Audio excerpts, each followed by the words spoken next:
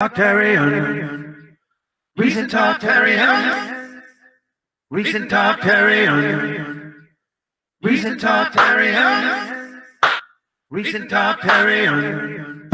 Recent talk, carry on. Recent talk, carry on. Recent talk, carry on. Recent talk, carry on. Recent talk, carry on.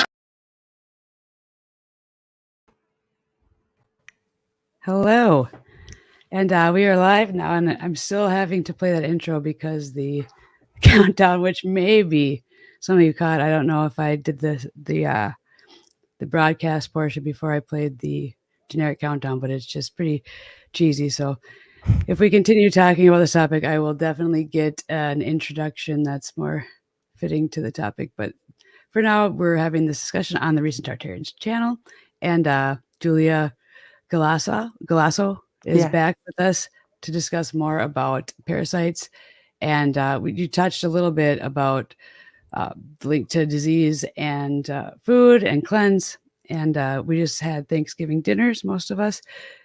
And we kind of talked about the harms in meat and how that can build up parasites.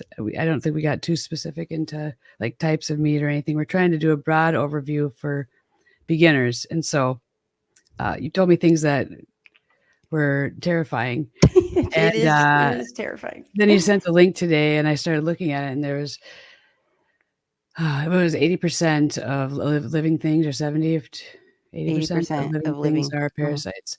I just started to think about that, and it was just kind of like, oof, that's a lot, just a lot. And so you wonder the amount that are inside your gut and how that's impacting you.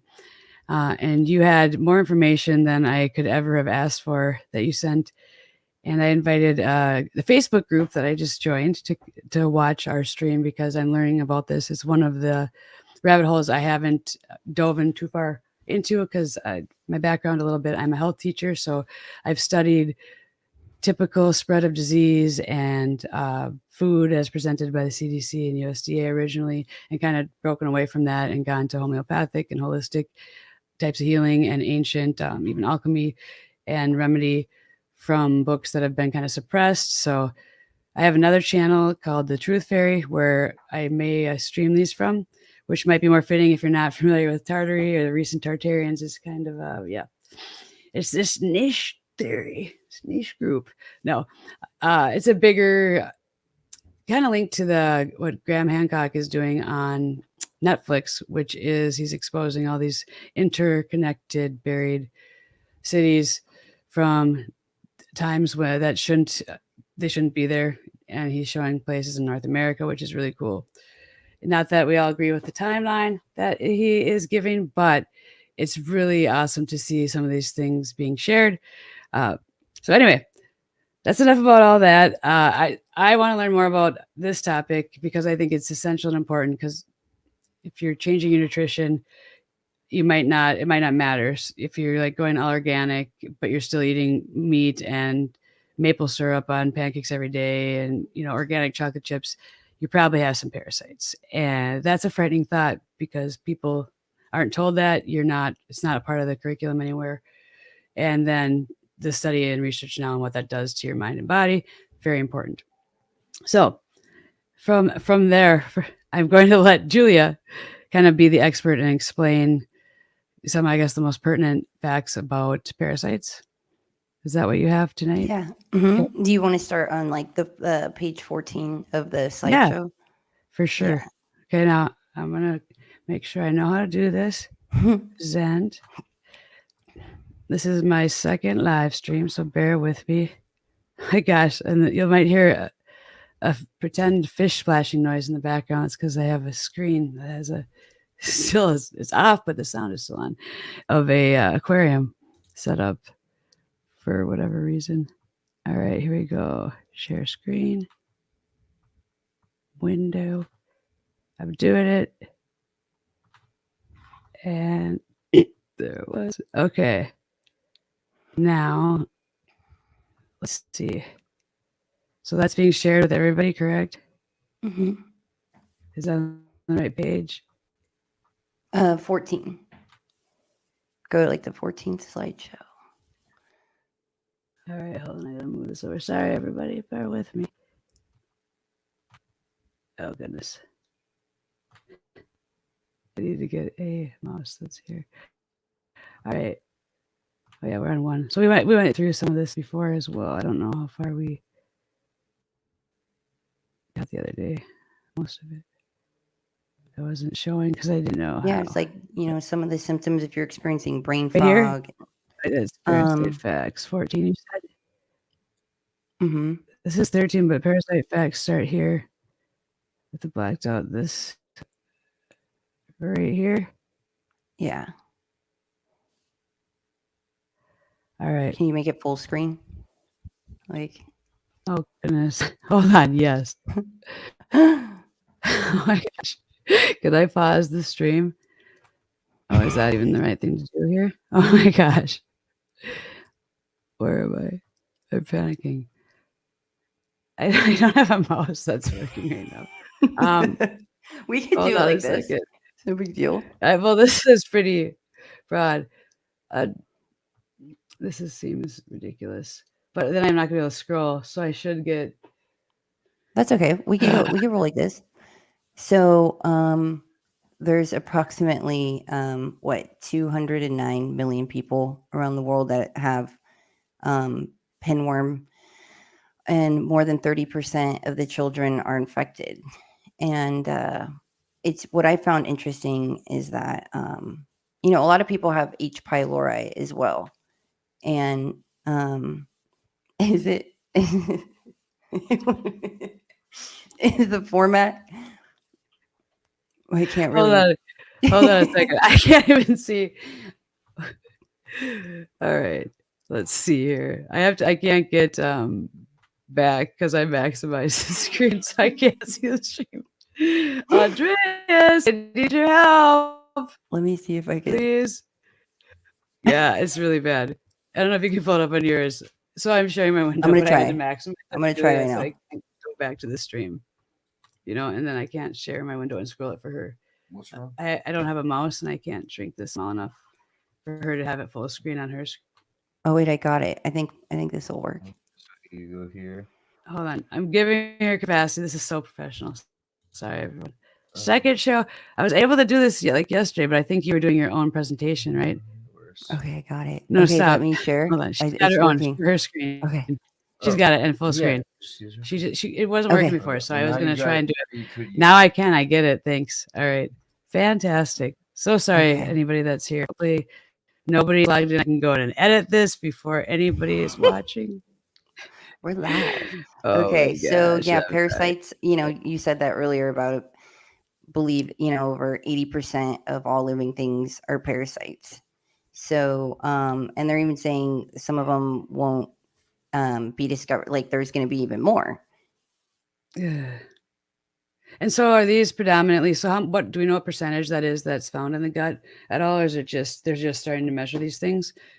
Or is that something that research should look into? Or it seems it's just vast when I went and looked at like the protozoa branch of, parasites. Oh, are you frozen? Hello? I thought she just wasn't responding. Oh dear. Trouble on the set. Too bad I don't have music or something to play in the background for everybody. Well, I know, but she's frozen, so I don't know if I should have her rejoin. Okay. All right. Hello. Greetings if anybody's here. Otherwise, I hope to tell us out and start over. There's good information in here, and I cannot control it. So maybe should I go to a 30-second countdown or something? I think she's going to come back. Otherwise, we might have to take. Oh. All right. She's coming back in. I don't know. I wish I was screen sharing so everybody could have just read the message Julia sent me. No. It's just funny. It was just a message. It really was, It's still sharing my screen. It's just what it's sharing.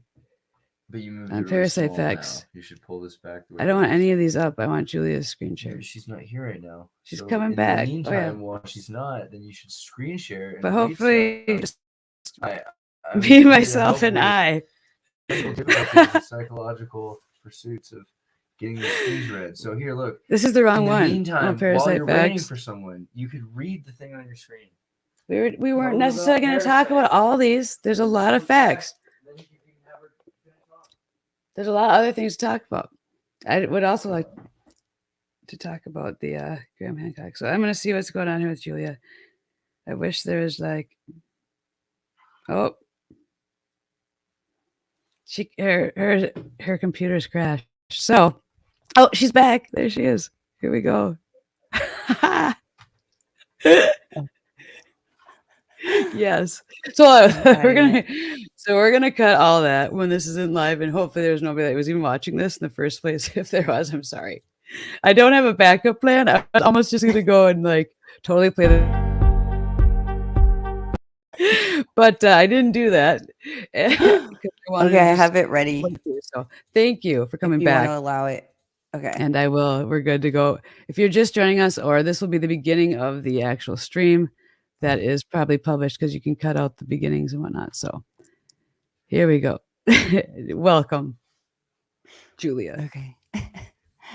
Okay, so the most deadly human parasites are protozoa, which are single-celled organisms. And some of these tiny creatures have brought humans more misery and death than anything else in history.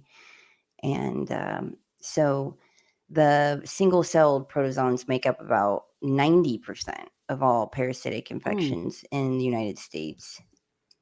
I want to take notes on this. I probably could figure out a way to do that, but yeah, this is great. So you're saying 90% within that is the protozoa. Mm-hmm. Wow. And then in the United States, at least 70 people, most of them children, are blinded by the parasite, which is a roundworm that is transmitted to humans through like dog or cat feces. What? Yeah. And how there's somebody that purposely, Blindness? literally bought a tapeworm and ingested it to lose weight. Ooh, that's a bit extreme. That's I like mean, real. yeah, I know that taking laxatives and like purging is part of the whole bulimia. I taught that, but to go that level, there's even concerns with people using diabetes and mismanaging insulin and whatnot, and their levels with to lose weight and what. It just it's a nightmare. But that's extreme. But you know what? Is that something that you can easily remove? And does it get rid of other toxins, or what happens with that? I don't know enough about these. Are there any good parasites that eat like the worst parasites? Do we have friendly ones that hang out with us that are like, hey, I'm going to It's help like good. you? I Ooh, struggled with that for a long time. Like for a long time, I was like, what if I can tell it what to do? Like, be like mine. the good bacteria and the bad bacteria. I used to think like, no, like get rid of Does all of that it. exist? You know, there's good Bacteria? bacteria and bad bacteria. And I used to, you know, Hmm. just get not understand that there had to have like a balanced gut, you have to have, you know, a balance between good bacteria and bad bacteria. It's just when it overgrow when it be, you know, gets overgrown and starts to overtake the bad bacteria becomes predominant, then you run in, you know, and it's not balanced. But Mm-hmm. before I was like, yeah, there should not be any bad bacteria. And then, you know, I could go down the like philosophical rabbit hole of why is that? Why do you need bad bacteria? Yeah, very true. Um, but are these things entering then? They're entering in through the food, and they are like separate, like as a protozoa element. So that's why I'm wondering that they are all there to destruct whatever they're going to do. Is that their number one program for these 90% of the parasites? They are Eat there and to either consume. destroy and consume whatever their host is. They're not there to. They're not like a bacteria where they'll get rid of the bad and good and there's a balance. This is like parasites are parasites for a reason because that's their mechanism. When I'm just people talk about like the alien invasion, I'm like the alien. If you look at this in like a microscope, it's like the alien invasion's like going on inside of you. It reminds me of what was that movie? It was like Scary Movie where they traced the call. Like she was getting a call of like I'm gonna kill you. Like somebody was calling and saying like I'm gonna kill you. And it was like they traced the call and it was the call is coming from inside the house. It's like what's making us sick. It's like the enemies within, like it's inside of us, like the invasion of it within us. That's interesting because there's a movie, Osmosis Jones, with Bill Murray and what's his name? Is that Chris Rock? I think anyway, he's a blood site and it goes to the body and all the different systems. And I wonder how much of that is just like propaganda or propagation of what's happening in the body, almost that instead of reality, because they've neglected to discuss the topic of what parasites are doing. I don't know. If they're the cause of the root of all disease, then these movies and what they're really doing should be more of a focus. So that's all I'm saying about Surprised that. there's not like a Pixar film. Yeah, there like, should be a Pixar. Your favorite parasite. Yeah. Ugh. Wow, that's a good one. They might pick that one up. So, scary facts about parasites: they are everywhere, and then they just consume, essentially. So, like the whole thing about the children, over 50 million, they estimate over 50 million children in America are infected with worm parasites, but only a small number of those are detected and reported. And I think that's what the problem is too, is like most of these, medical establishments are not very encouraging of getting, the root of detecting and diagnosing of like, this is a parasite. And it's not even like food necessarily. It's like you said, it was dog feces and human feces or whatever that it was carried in. It's mostly so it's like it's somehow, how are you supposed to make sure your babies are clean enough and they're not meddling in their diapers or I don't know, when they're infants, if it's happening. But that's kind of a scary thought. That's. I know. I feel like this is like such a Debbie Downer of like. No, and that's causing blindness. It's good to know. It's almost like maybe don't have a dog then when you have a young baby, because I'm guessing if immunity is a thing, or let's say it's now more of a resistance to parasites or something. If our whole body health is different, we'll eventually talk about the helical heart and the vortex heart stuff on a later episode, but it's like as a health teacher, and we'll get Stellium on to talk about it. Yes, that'd be amazing, because it's like this is what we need to. What's wrong with this realm is like people need to start learning how to speak from their hearts and to live from their hearts. And here we need to start doing that. And we all have a heart, but we don't even know the true design of it. So that information is mind-blowing. Like everybody, that's going to be amazing to talk about that. That's going to be a great show. I'm excited to have you two be paired up on a panel, because you were posting that. I was like, oh my gosh, do you know Stellium? And this is a side convo, so this will be kind of like a talk show, I guess, if we're going to interject like this and get off the facts. But the helical heart is that's Mike, and he Stellium 7 is his channel. He talks about some crazy stuff if you're into I don't know, reset history and off the normal path, which if you're watching stuff about parasite cleanses and interested in this, you might have already seen some of his videos or other people questioning other narratives. So anyway, he'll join us about the helical heart, and if anyone here that sees this has heard about that or knows of those videos, feel free to comment about that or share it. Yes, when watching. Okay, back to Julia and parasitic facts here. So it mentions, this is like anti-dating. This is like the top 3 parasitic infections are the trick, a sexually transmitted. That's the first time I heard about the trick parasites was in sociology in college, and saw it on like a giant screen, like, oh my gosh. But I had never really been educated in it before that. So my students, and like I had them do the dropper test for HIV, like you're shaking hands, but they had droppers, and like 3 kids in the class had the virus, and then they went and they do. And at the end I had the indicator and I walked around, I'm like, you have HIV, you have HIV, you have HIV. So I like totally tried. I was aware that that was kind of a crisis, but it was so, even then as a health teacher, I was like, why aren't people focusing on this? I'm pretty sure I just said to my students that 80% of the adult population had HPV. And it Mm. was like not even this was probably in like 2000, I don't know, 10, 9. And I was like that, but it was a barely any part of a blurb. I'm like, this should be a huge The part of HPV, the, the rise in HPV cases, well, and it's a then they stat. came up with the vaccine for it, whatever. But, and I don't know if where we're at with that or anything now. It just was bizarre that it didn't seem like an issue with these numbers to be more of a focus in my curriculum guidelines. It was like, boom. And I get that some parents maybe want to talk to their kids about that, but I don't know how many parents are aware of the facts of that, which is alarming.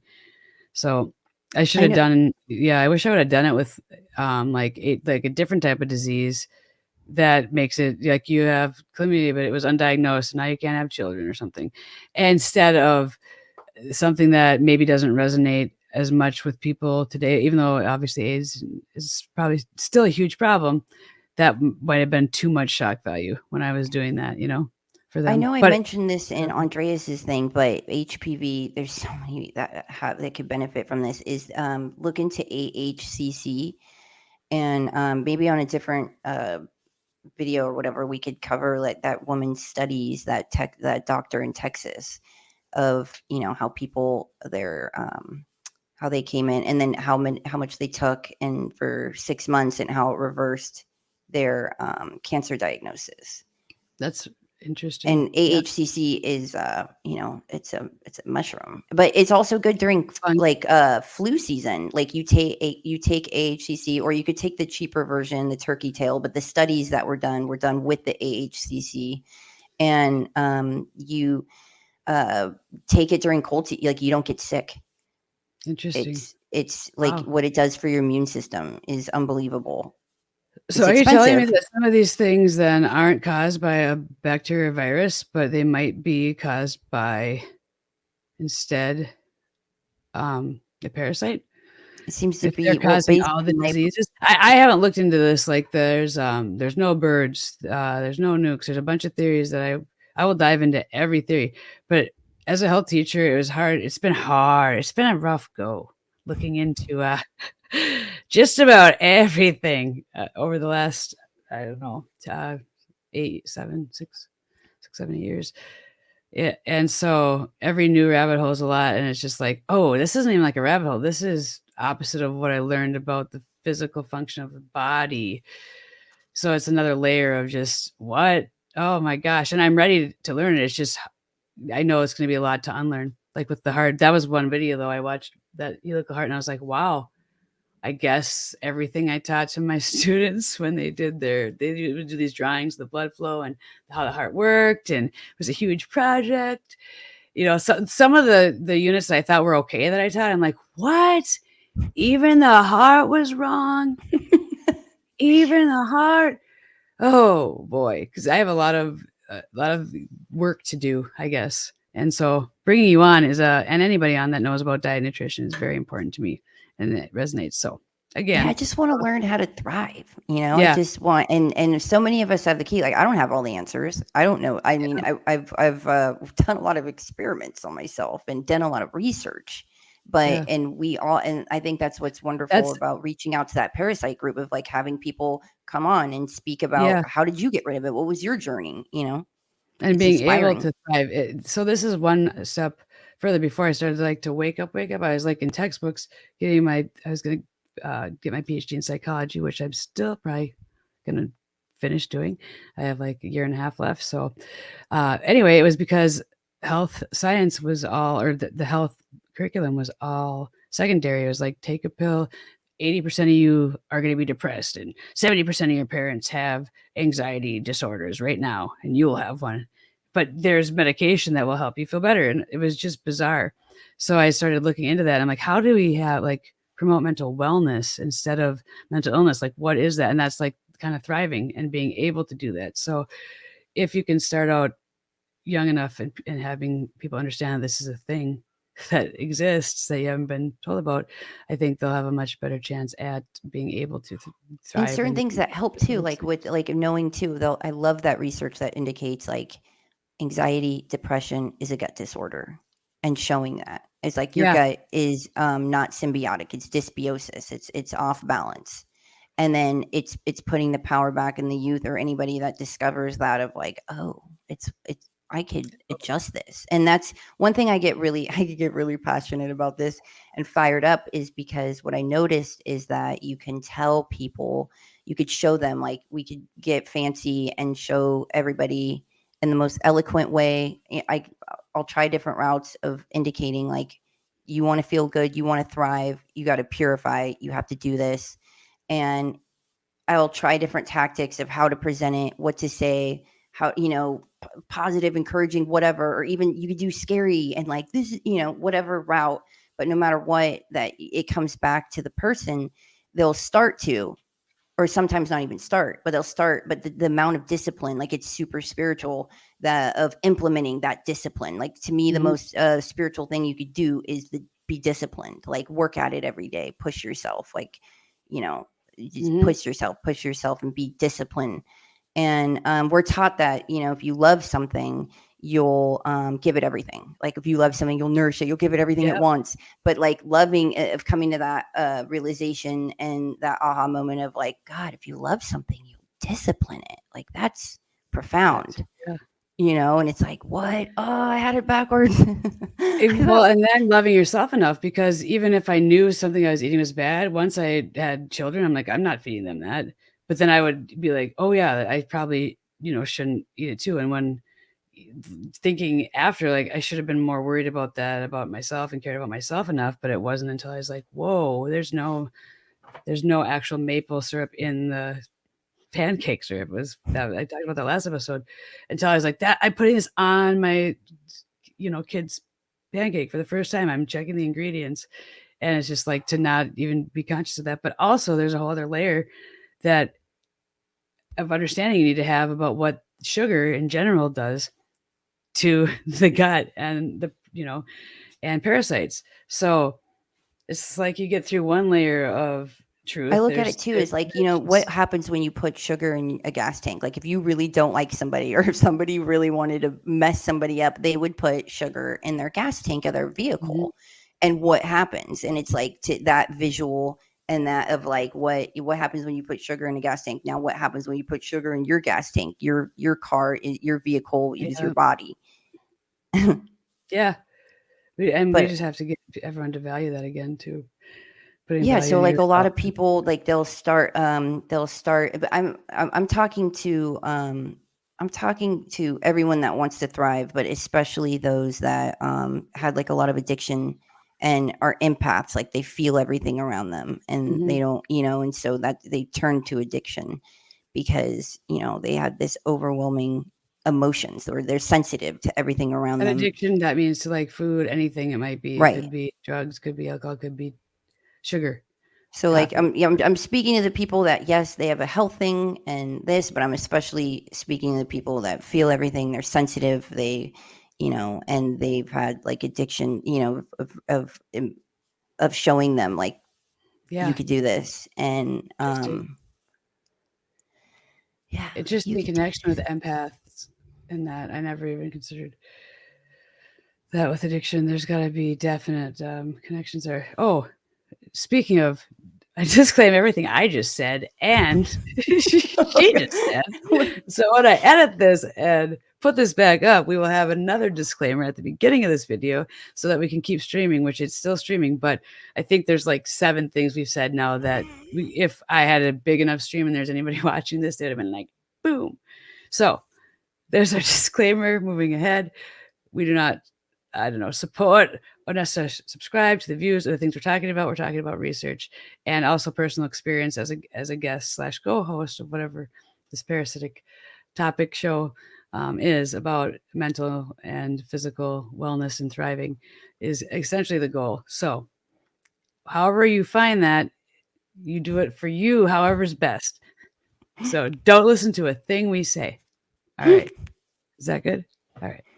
If I say don't listen to a thing we say, and that kind of starts it, that's what I'll do next time we do a show. I'll be like, don't listen to a thing we say. Is that a good disclaimer? I wonder, does that count, Andreas? You say, all right, I'll look into that and get something official, but I just wanted to make sure. I was trying to say that for the last several minutes, and then I totally got, involved in the conversation. So do you want to go back to these facts now, since I've segued sure. us? I'm sorry. Hopefully there's nobody watching, and this is just good practice for future shows. And there we go. Back to the parasite facts. And I think we ended with, we were talking about specific type. Yes. STDs, now STIs, now I don't know what. So there's two kinds of human parasites. There's the endoparasites, which cause infection inside the body. And then you have the ectoparasites, which cause the infection outside the body on the skin. And then how humans are hosts to over 300 species of parasitic worms. Dude, and over 7 we're going species. to exo.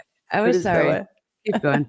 I was thinking we're just doing like the internal ones, and then now you got me thinking about all the external ones. Whew. All right. Sorry. Back to the basics. Continue. Sorry. Now, there are over 30,000 species of mites, and they live almost everywhere. And the earliest mite, the fossil dates to about 400 million years ago. This is going on for a long time. And makes you think about the Ouroboros of the snake, like eating itself, like consuming. So approximately 209 million people around the world are infected with pinworm or seatworm, and more than 30% of children worldwide are infected. What does a pinworm do, and how do you get it? What? And the earliest known human parasite is a long fluke, and it was found in fossilized species in northern Chile, dating from 5900 BC. And ancient Egyptian mummies as early as 2000 BC contained tapeworm eggs.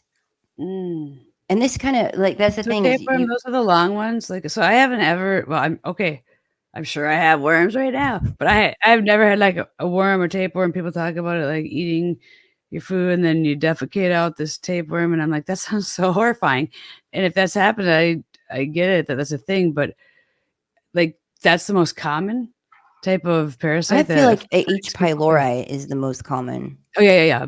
But this is something that you would notice if you had a tapeworm, and so it's not as common as H. pylori, which is never fully diagnosed and isn't diagnosed frequently enough. It's interesting. I just spoke to my neighbor outside, and he's like, "What are you doing tonight?" And I was like, "I'm gonna go talk about parasites." He's like, "Oh, what is Saturday night?" I know. And then he says, "It's like when I'm like, I'm researching soil samples tonight on all the data of all the."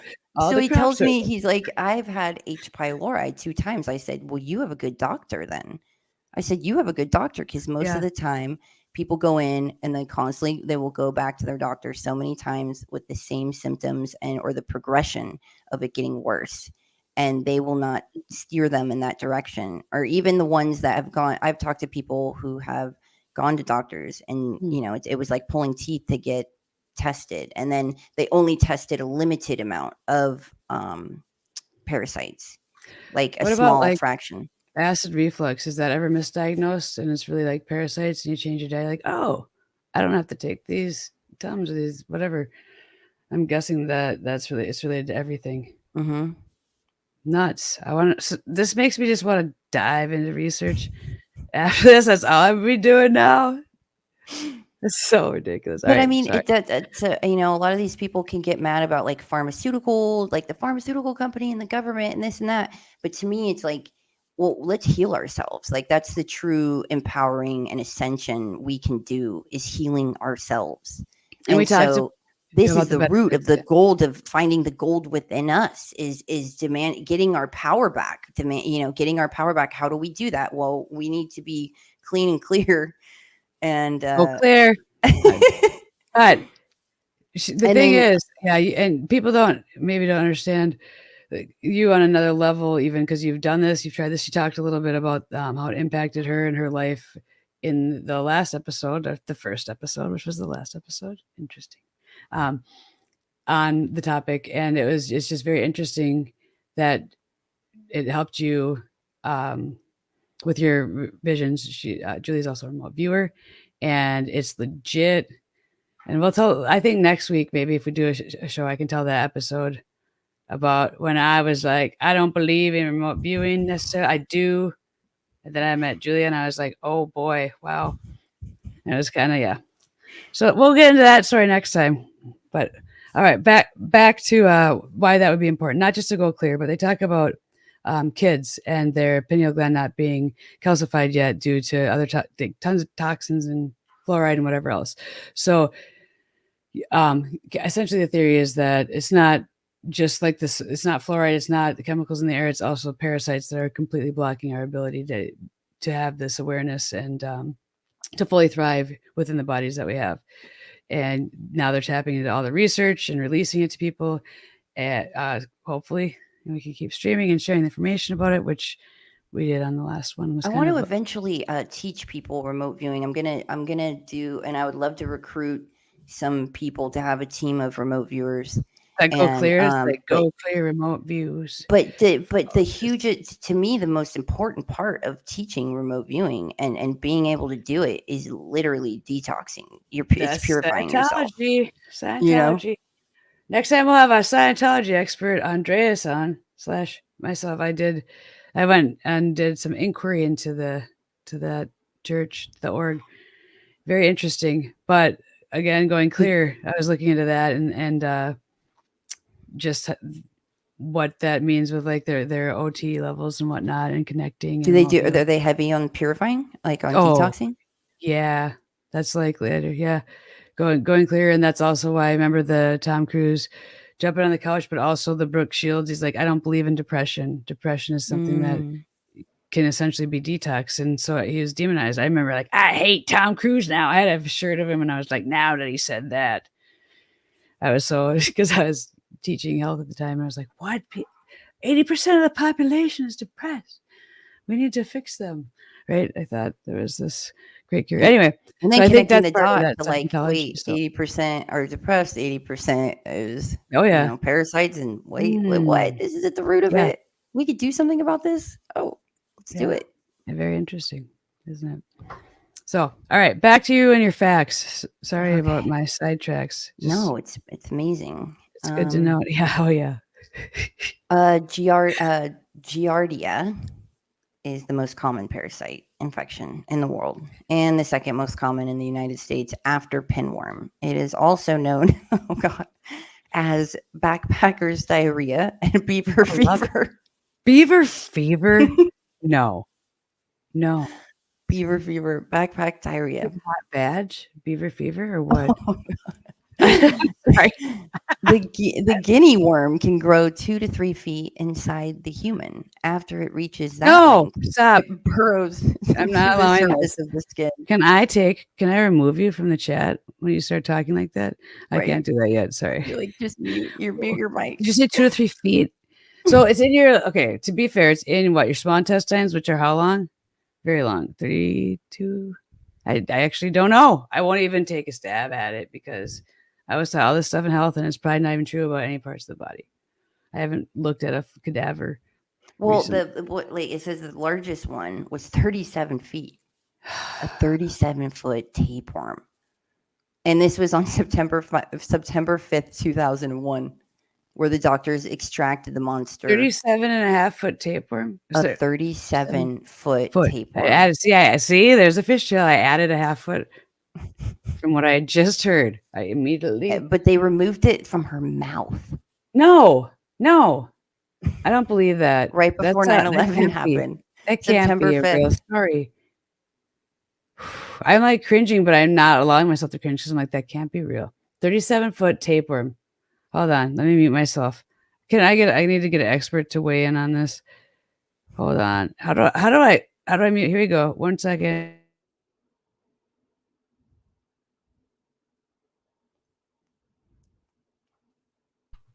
Okay.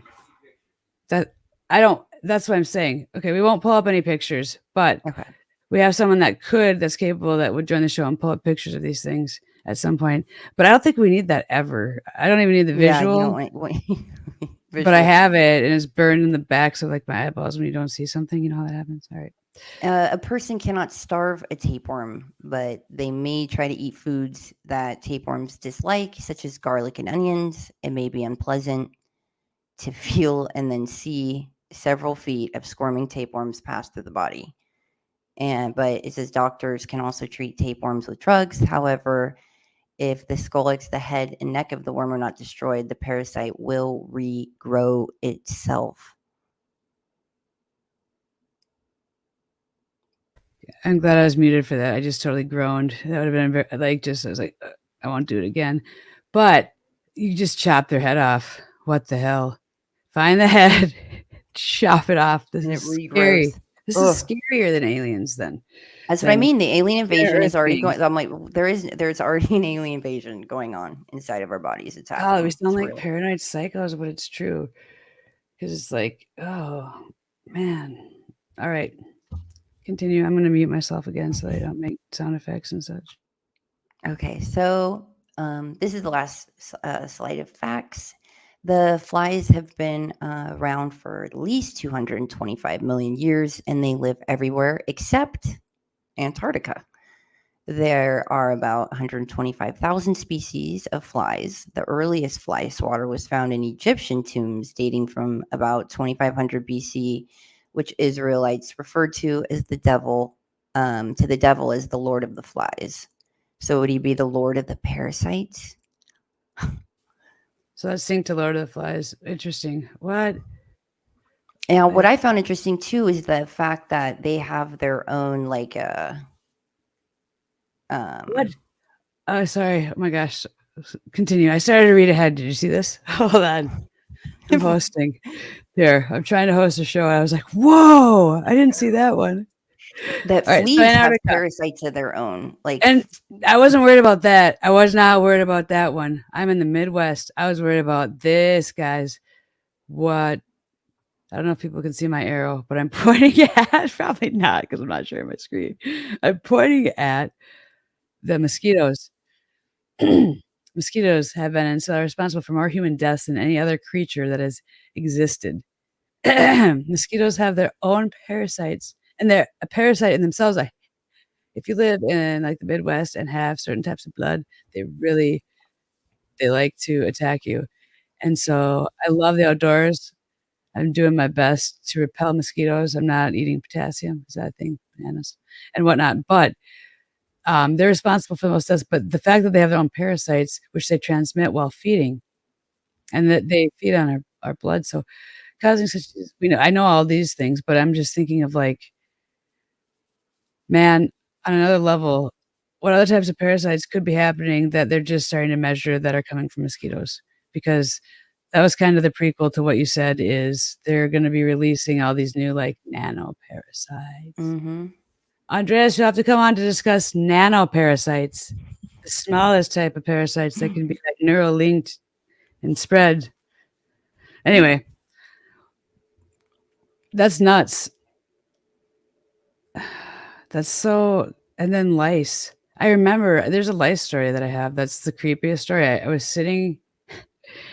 I shouldn't tell the story because it's just terrifying. But I was sitting in like 10th grade German class, and there had been reports of like lice. Oh, keep it together. And the person who was sitting in front of me, I literally looked, and they were so big, I saw them crawling in her head, and I was like, no, I must be hallucinating this because I had never known that lice could get this big. And whatever. And so I literally had seen that. And so I saw these crawling on this person's head. They literally, as I saw this, moments later, they were called out of class and they missed the next like 2 days of school, whatnot. But they contain parasites because lice, as we know it, what do they do? They lay eggs on your head and they create a disturbance suck of your blood, your hair, they but they take also your blood. So if they have other types of parasites, then what does that impact have on our body after? So are you saying when you remove a nit? I've never had lice. But if you like when you remove a nit, knock on wood, it's awesome. So, oh man, I think I might have just doomed myself. I think we got to get some like tarot reader on to make sure that or something. Can you make sure that that doesn't happen now that I just said that on like a live stream? It's documented. Yeah, actually, what's the what's the worst that could happen? Tell me, Julia. If I have lice and they have And parasites, there you on have them, parasite. It's way so worse than just regular lice. You're ruining my life. I'm telling you.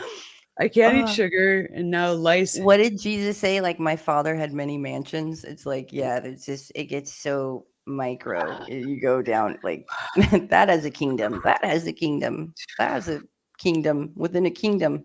But the thing is, for me, everything has to be like measurable and something I've seen. And I remember the labs and drawing like protozoa. I feel like under a microscope, we took stuff from Paul's Lake and we looked at it and I was like, that's creepy. They're like, yeah. We were able to look at it, or we had slides. And What I class remember were you seeing in? the What class was protozoa, that? the 7th grade science, like we got to see like What? protozoa. But no, but I didn't know what they did. I thought they were like this random thing that lived in the swamp that Mm. latched on to like rabbits and shit. I probably maybe connected to rabies. I don't know. I never thought that those were alive and in the body and, no. Parasites wasn't, but I don't know. The word and the origin of the word is interesting. I want to know more about it. Because it seems to be if it's the cause of all disease, which we haven't even got into because we just kind of gone over the surface of the Yeah, fact it's that, like normalizing the vectors for spreading diseases also carry parasites in them that transmit to humans. So I teach about them as a vector. Whatever, there's different ways, airborne transmission, or I would teach about this. So it should have been something I was taught to teach others that, oh, hey, also, guess what? These mosquitoes and your head lice and this, they're sucking your blood. And they also contain these parasites that can mess with you in other ways that we haven't really learned about or broken open, except for in these cases where, yeah, they can transmit parasites and store them. And that's just fascinating to me. and the education of like, well, I would love to just normalize once again the ancient, because it was an ancient way of how to purify your body, how to purify, and so doing that, but the education of what they are, what you're up against, what it does to you. It also, I believe it's empowering, because then, to come to that conclusion of this is what's going on inside me and this is what I can do about it.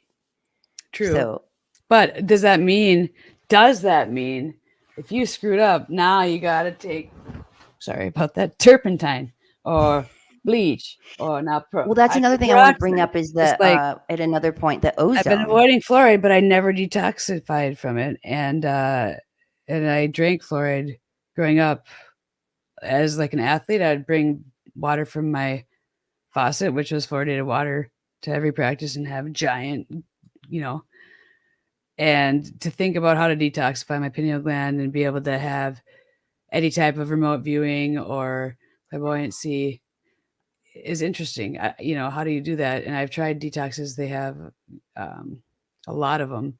At next episode 4, I purchased so many cleanses and detoxes, and I want to ask people if anybody will join, if they're any good, because they have a bunch of different ingredients in them, and it's so overwhelming. It's like a kidney cleanse and a liver cleanse. I'm like, is it, or is it going to kill me at this point? I don't even know. What a good story to look up to is Joe Tippins. He was a man that, here's a great story. He was given, I think, 6 weeks to live with like pancreatic cancer. And he was given, I'm not sure, I don't remember exactly which cancer he had, but he was given 6 weeks to live. And he was at obviously his wit's end until then. And he took this, in fact, I have it right here. He took dog dewormer. He was diagnosed with terminal lung cancer in 2016. Terminal lung cancer and dog dewormer. And he was told he had months to live. a veterinarian friend of his in Western What? Oklahoma called him and told him about a cancer research experience he had learned about in which a dog deworming medicine had cured cancer in the Mm, experimental mice. And mm. when the researcher developed cancer, she used the same medicine on herself, and it was gone in about 12 weeks. So, with nothing to lose and everything to gain, he ordered the product, and it's fenbendazole, fenbendazole, and began taking it. He added a few other things to his regimen, such as curcumin and vitamin E, now known as the Joe Tippins protocol. So, 3.5 months later, he went in for a scan and was clear. So, and the fenbendazole, Specifically for lung cancer, hmm? or the types of cells that are affecting someone with lung cancer. Is that what this was? I'm just wondering if they're starting to. Yeah, right. If they've been studying this or have any studies of this in how it affects different types of cancer. Because I happen to know, somebody that's been given months to live right now, and it's Mm, interesting because there's no, it's the end. And so when you find out things like this, you're kind of like, hmm well, how much exists about what types of cancer? Because I don't even know what type of cancer this person has. But if it's literally hospice to the end and right. there's a fungus that they could eat that might stop the cancer that they never tried because they were using chemo, that's important to me right now. And it should be important to anybody that's having to face a death sentence from a possible disease that could be treated with a fungus. Right. It's Those like a part of stages. me, yearns with going on this path and finding out and researching and coming across certain information, and then a part of me just in tears crying because I my grandmother, have dementia, and then you come of like, oh my gosh, she was given this and that, but a lot of this is heavy metals and heavy, or even so, like certain things of the heavy metals getting stuck in the gums, in the mouth. And just like, oh my gosh, like I would have approached this completely different. And then the end, a lot of our, I don't know, that's, I'm yeah, getting my into like the well, no, ancestral it's yeah, karma. but yeah, no, And my I was talking to about the person that has been given like the Christmas diagnosis till the end. I watched both of my grandparents, a grandma and grandpa, take their last breaths due to cancer and slowly die from that. And I was pregnant. I was talking about this the other day. I was pregnant during both of those, and I was wondering about spirit transfer and all this weird stuff that I wasn't even thinking about at the time, but it was just bizarre. And yeah, regardless of that, the how hard it is to watch someone go through that. And but my Uma, she's died from one of the cancers attributed to glyphosate, which is super interesting in the fact that that was one of the last things I taught. I was like, there's these emails, kids, there's these just Monsanto emails where they're talking about the levels of glyphosate. And it was right at the end of like teaching where I found out they had upped the levels that they allowed tolerable, like they did with fluoride. They're like, oh man, the fluoride levels have really spiked in the water here.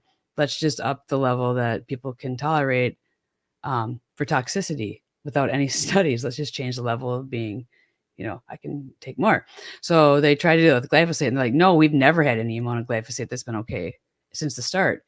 So that's why they couldn't get away with kind of upping the levels of the glyphosate they were finding in everything at the time of the Monsanto papers, which I was the crazy person that had looked into it and was looking at this in real time. And then years later, it came out, and now there's all these, file your lawsuit if your ancestor, loved one died of this, you'll get money from this and this. So anyway, if there's a way that it's not even linked to that, or God only knows, maybe glyphosate is connected to causing some type of parasite that we don't even know about, which is linked to it at this point. If you're allowing stuff to happen to a plant, I don't know. This is really deep. clearing though. It's deep because it is deep, and There's it is so things ancestral, that there's DNA so tied, and background. then what? I want to look at the parasitic studies of GMO corn to organic corn now, and I want to see Because if these parasites are existing everywhere and we're eating them, it's like the only way to rid ourselves of them at this point is to become a detox. breatharian. And yes, that's there's like Breatharianism. Brittany, you already got my main point of joining these shows. This is supposed to take like 20 episodes of this stuff, and you're like there. You're like, whoa, right? Okay, all right. I don't tempt me. I might just start eating fish. I try to eat fish, which is funny. I don't like shrimp, and every time it's presented to me, I try it. I gag it. I'm like, I just don't like the texture, but I eat it every time. And ironically enough, I was defending my daughter who didn't like the texture at my sister's over Thanksgiving, and I was trying to defend her and be like, she doesn't need to try it. So I find this happens every time there's shrimp, which is a lot. It's often. I know I'm from the Midwest, but people try to have shrimp. My sister had the shrimp. I tried it, and I was trying to naysay and poo-poo and be like, it's okay. She doesn't have to try it. I do it every time just to not have to deal with this. It was so good for the first time ever. Like, I'm telling you, I want to like shrimp. I want to like every food. I don't want to be a prude. So then I went. I had to have a second piece of it, which is never. I had to have a second shrimp, and I ate it, and it was like a whole life-changing experience that I couldn't share with anybody. But now you know, Julia. I'm confessing it. I like shrimp, that type of shrimp. I think it was cold enough and fresh enough, and it had the right kind of sauce, and the texture wasn't that fatty like the little baby shrimp. Maybe I only like the jumbo. I don't know. I didn't. Well, that's what it reminded me to bring this up. Is what you're saying is like, we're this is, like food has a frequency. So I know it's there's not, certain okay. foods that you eat that has like a higher frequency. So after you eat it, you'll feel a certain way. Like we're supposed to eat for voltage. Like our bodies are electric, our bones Okay. are piezoelectric, and we're Okay, supposed to, huh? So fish, how do fish affect that specifically is what you're getting to. And I've been corrected because I'm talking about seafood in general and liking all foods. That's not the same as fish. So just so I don't sound idiotic about my food knowledge, which I just did, eating shrimp is not the same as eating fish, which I know, but I'm just saying seafood in general, which isn't what fish eaters, which I just learned is what's it called again? I don't even know. Not paleo. Oh, pescatarian. You're pescatarian. Yeah, I don't know. I'm not a pescatarian. I don't know why I got to say it with an accent. That's you should. You have to, because that's the only time you hear it.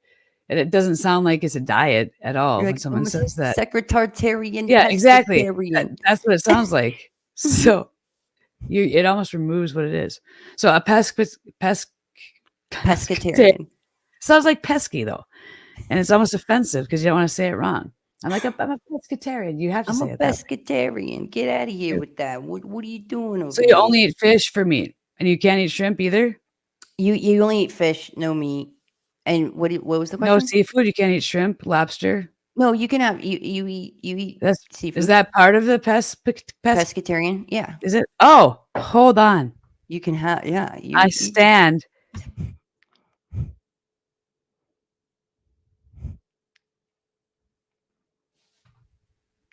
That's what I meant. So we were discussing diet, not fish, and I know that shrimp are not fish. Sorry, I've got side criticisms coming in from a panel over here. So, all right, continue here though. Eat the rainbow. Yeah, no, that was bad. I'm like, I never said that it was fish. We're talking about a diet of seafood that I thought encompassed that, but all right. No, we're talking about seafood diets, pescatarian, which I could be now that I like shrimp, which is exciting because I've tried to like it for like a lot of years. I've never said no to it. So now you like it? So now you as of like 2 days ago. Whoa.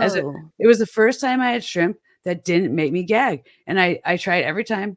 I'm from the Midwest, so I haven't had great shrimp. We get it's have I ever had good shrimp? Maybe I've been to like Mexico. I've been to coastal places. I've been to the East Coast and the West Coast. I've had decent shrimp, but I never can stand the texture. So whatever, I think it's the size or whatever I had at my sister's was fresh enough, had the right type of thing, the right texture. I didn't gag and I wanted to eat more. And then I only allowed myself two pieces because I was like, well, then everyone's going to be like, thought I was like faking it. I'm like, no, this is good. So it helps to try everything too, every time. Because I hate to not like something if someone's offering it. I definitely would be like, I love every food. So I always will eat it, but it seems prudish to be like, I don't like shrimp. So I've been trying to like it. And now I finally can say I do. Right. That's you. That's profound, Brittany. That's what I'm profound. saying. That's why I'm so shocked about it and telling this ridiculous story, because it just happened. And I didn't realize that I don't know the exactities of the pescatarian diet. I assumed it was open to seafood if it I always say, well, every time only I say fish, if it's pescatarian, strict or not. I I always don't have know. to say, like, if it was good enough for Jesus, it was good enough for me. It's good enough for me. Yeah, but okay.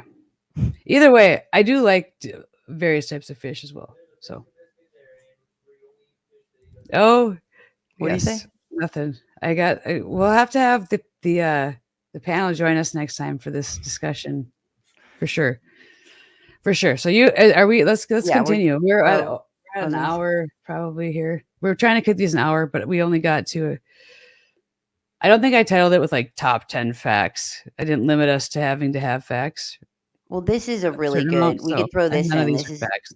This is excellent. This could be our last thing or whatever. Okay. The celery juice. Now, there's this guy Celery is called great.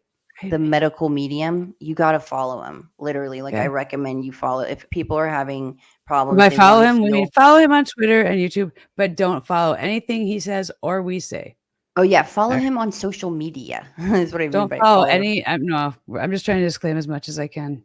See, this will help us in the future. Like because it gets like I get really emotional when I see it because people will do these transformational videos showing like I identify with him because he has Only like celery psychic juice? insights, and so he has a book, and he's a medium, and anyway, so he really taught everybody about celery juice, and this explains the whole what it does, because there's these people that it shows their before where they had crazy rashes like all over their face, like their body. They had different ailments of like, I couldn't eat that, like this. Their videos of showing where they were at before, and then they implemented the medical mediums, when they, a lot of them swear by the celery juice, and implementing that. And then this kind of breaks down, what it does, how it neutralizes and flush toxins out of the liver. It fights autoimmune. Most of the people, it seemed to be that they had an autoimmune thing going on.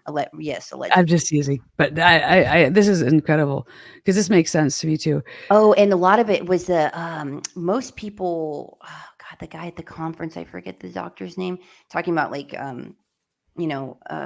how most people have like the Epstein-Barr, the shingles virus, and then the reaction to it, and like it's a huge percent of the population.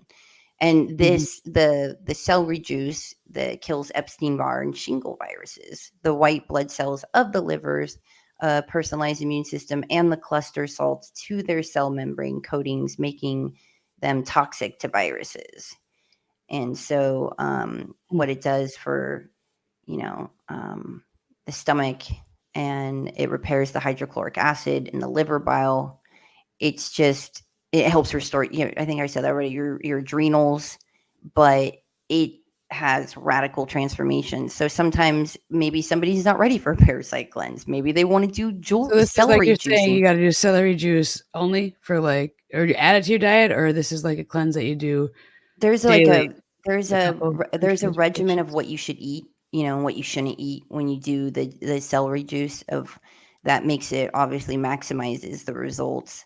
But I recommend that because I just want to help people heal. I want people to thrive again. I one of the other things I showed was juicing in general of vegetables, and it was someone that had just like basically a death sentence, and it's a documentary, and there are concerns if you're showing that or whatever with only doing that, I'm sure, but he had totally reversed his diabetes, totally changed his life, and it was based on the juice diet, which was really interesting to me, which was a lot of celery juice.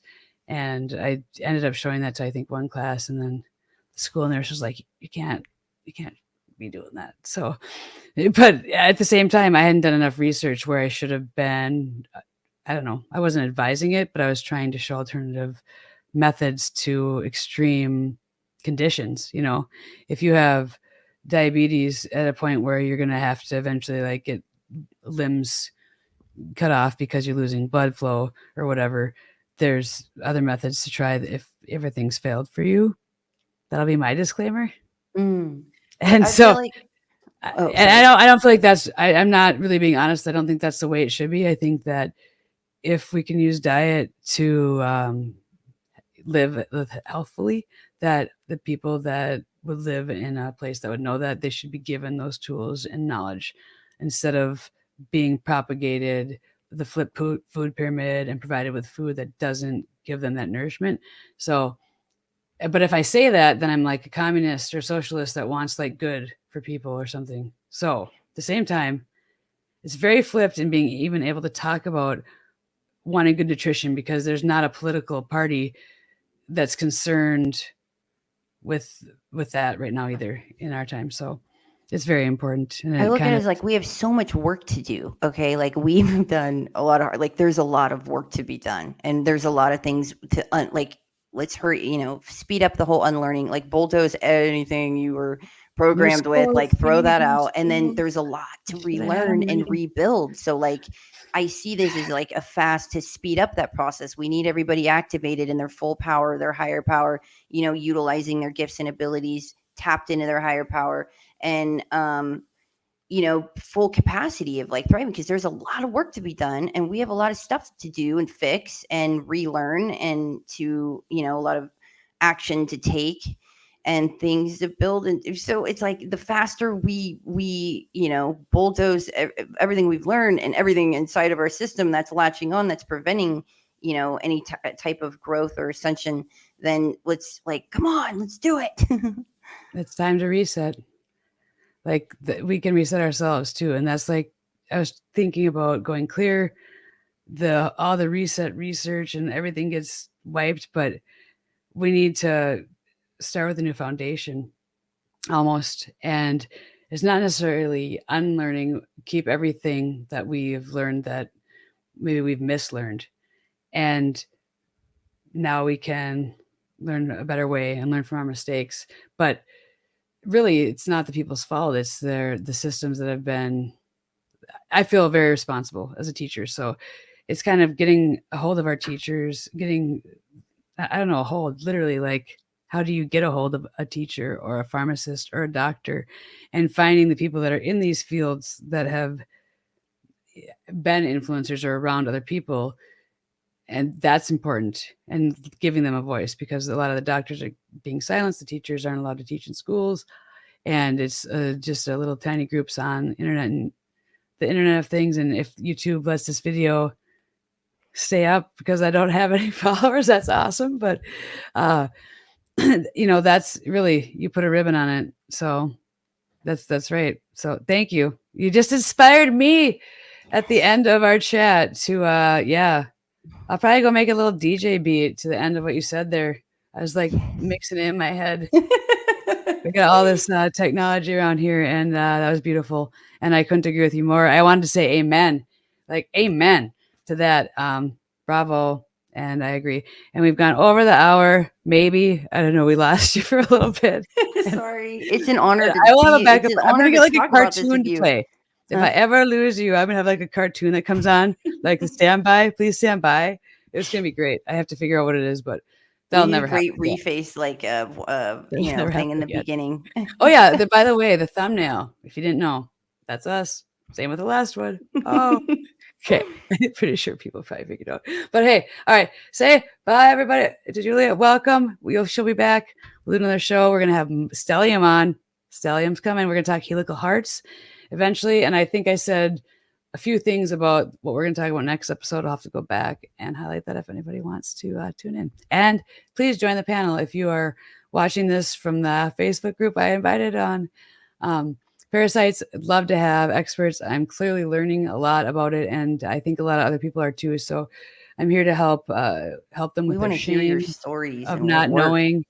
And oh gosh, yeah, it was intense. But it's I'm not ashamed to not know. I have to admit that there's just so much to learn, and I've gone down a lot of rabbit holes. So I'm confident enough to say I don't know enough about this research, which is why I've called in the expert Julia and anybody else willing to join us next time we talk, which will hopefully be soon, maybe tomorrow. It's kind of up in the air at this point, but you have a good night, and thank you for joining. And tell us where to find you again, and I will add these to the descriptions at some point. Instagram is HALLEJULIAS, and on Facebook it is Julia, last name Galasso, GALASSO. We'll have like a mix, so we can like dance. Like, I feel like we should Put have my right now. shoulders into it. We'll get some jazz lounge beat or something. All right, peace out. Much love. Love you, lady. We'll talk soon. Love you. Have a good one. Bye.